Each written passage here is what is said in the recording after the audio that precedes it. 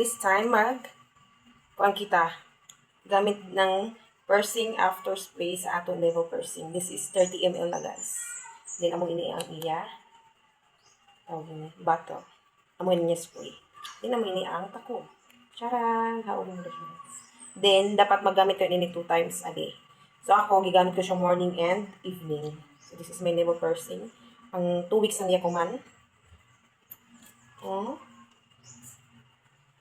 Then, imo yan siya napuhan ng cotton buds or wipes. I mean, tissue.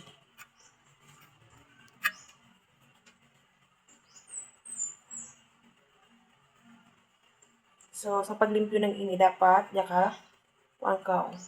alcohol na sa kamot. Bawal sab ang pursing, butangan ng alcohol or betadine. Kasi betadine mo, kuan siya mo itom. Just this one or salt water. So, I'm done cleaning it. Sa gusto gamit ng ini, just click out to my iyang basket. Sa blue app, ini. Sa orange app, yang sa bako ini. Just click out. Bye!